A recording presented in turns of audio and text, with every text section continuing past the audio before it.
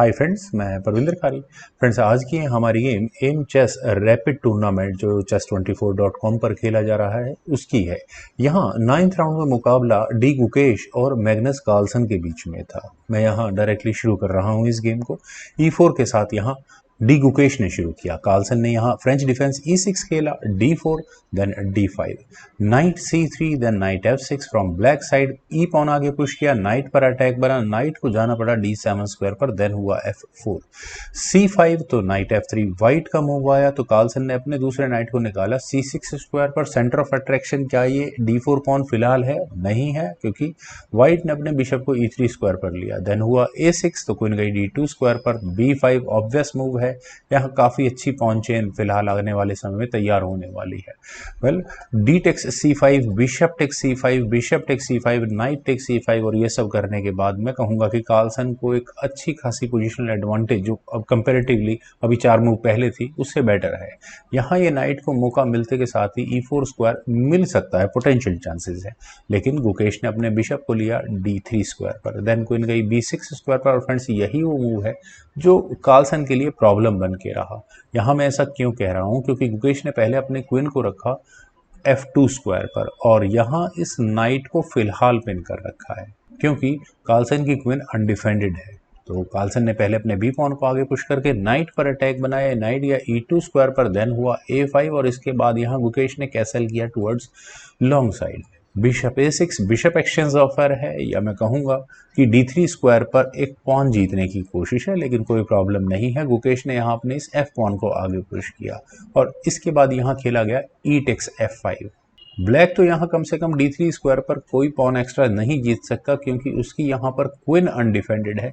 लेकिन क्या यहाँ पर व्हाइट बिशप टेक्स F5 के ऑप्शन को चूज कर सकता है? ये मूव भी गलत होगा। क्यों गलत होगा?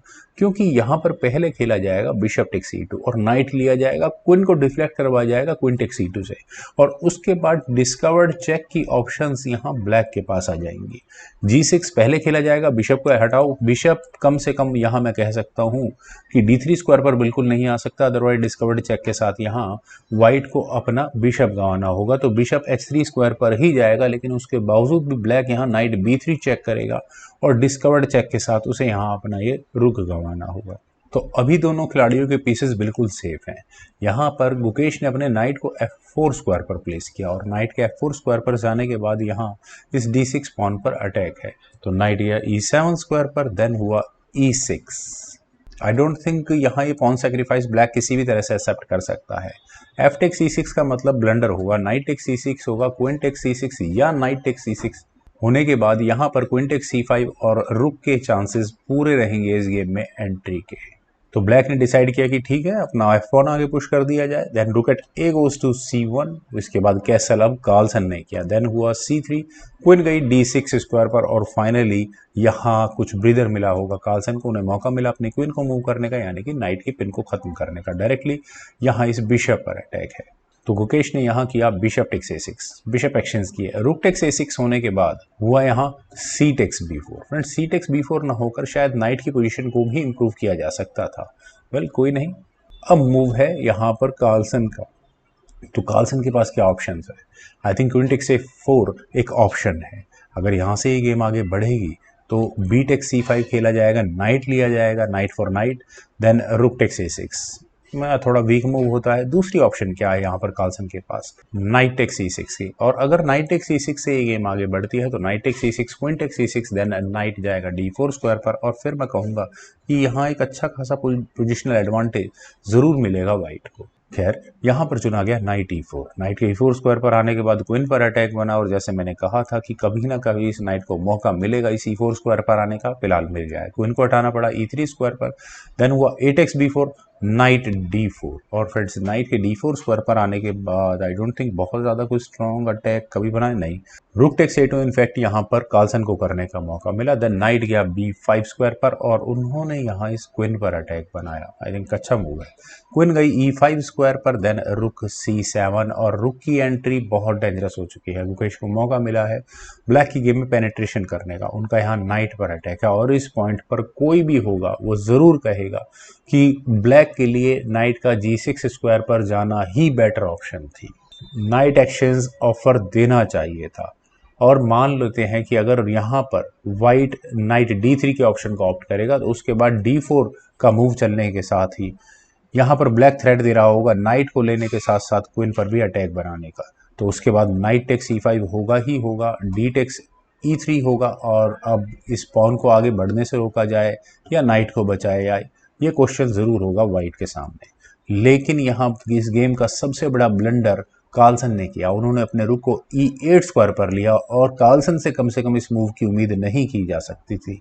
यहाँ पहले तो खेला गया क्वीन B6 और क्वीन के B6 स्क्वायर पर आने के बाद आप यहाँ बैक रैंक चेकमेट की पॉसिबिलिटीज को देख सकते हैं।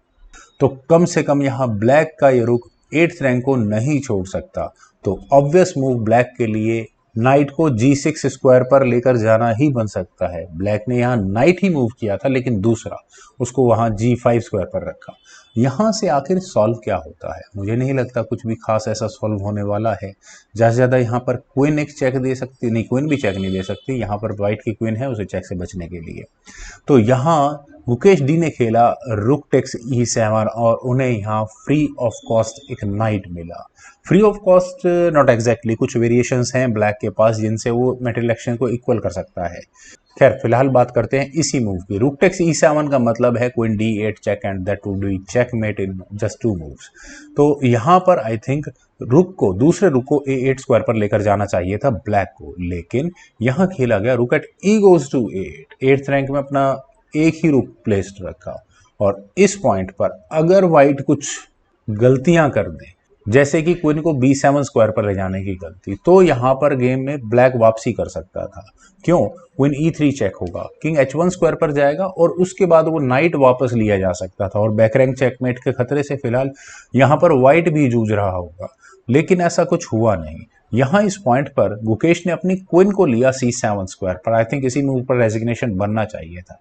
यहाँ मैं ऐसा क्यों कह रहा हूँ? क्योंकि एक कंप्लीट नाइट एक्स्ट्रा है। कनेक्शन ऑफर अगर एक्सेप्ट भी किया जाएगा, क्वीन टेक्स C7 का सीधा सा मतलब होगा नाइट टेक्स C7, रुक पर अटैक बनेगा और कंप्लीट नाइट एक्स्ट्रा होगा, पॉन पर भी अटैक बनेगा। All is well for white.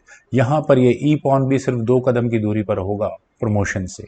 लेकिन यहाँ पर मैग्नस कार्लसन ने एक चेक दी क्वीन E3 चेक, लेकिन गुकेश के लिए तो गेम बिल्कुल सेफ है। किंग H1 स्क्वायर पर गया एंड दैट्स इट। और यहाँ इस मूव के बाद मैग्नस कार्लसन ने रिजाइन कर दिया। फ्रेंड्स काफ़ी अच्छी गेम थी। मुझे उम्मीद है आप सभी लोगों को भी ये गेम ज़रूर पसंद आई होगी। तो आप लोग इस वीडियो को लाइक करें, शेयर करें और मेरे इस यूट्यूब चैनल चेस गुरु को प्लीज़ सब्सक्राइब ज़रूर करें। आपके कमेंट्स का मुझे बेहद इंतजार रहेगा। Thank you for watching and bye for now.